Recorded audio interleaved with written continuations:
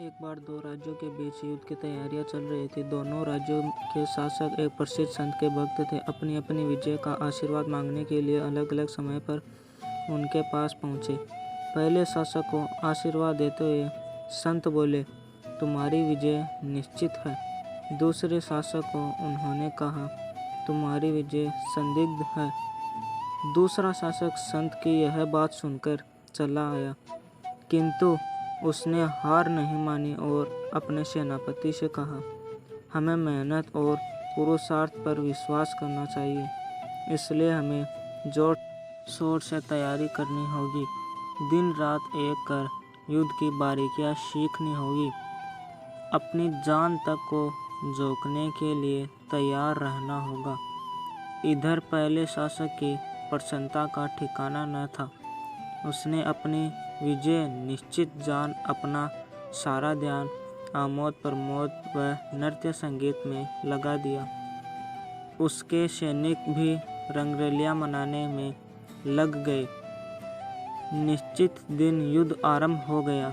जिस शासक को विजय का आशीर्वाद था, उसे कोई चिंता ही न थी। उसके सैनिकों ने भी युद्ध का अभ्यास नहीं किया था। दूसरी ओर जिस शासक की विजय संदिग्ध बताई गई थी, उसने व उसके सैनिकों ने दिन रात एक कर युद्ध की बारीकियां जान ली थी। उन्होंने युद्ध में इन्हीं बारीकियों का प्रयोग किया और कुछ ही देर बाद पहले शासक की सेना को परास्त कर दिया। अपनी हार पर पहला शासक बौखला गया और संत के पास जाकर बोला, महाराज, आपकी वाणी में कोई दम नहीं है। आप गलत भविष्यवाणी करते हैं। उसकी बात सुनकर संत मुस्कुराते हुए बोले, पुत्र, इतना बौखलाने की आवश्यकता नहीं है। तुम्हारी विजय निश्चित थी, किंतु उसके लिए मेहनत को पुरुषार्थ भी तो जरूरी था।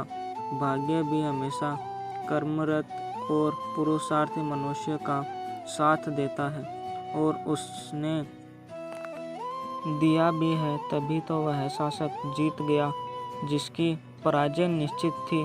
संत की बात सुनकर पराजित शासक लज्जित हो गया और संत से क्षमा मांगकर वापस चला आया।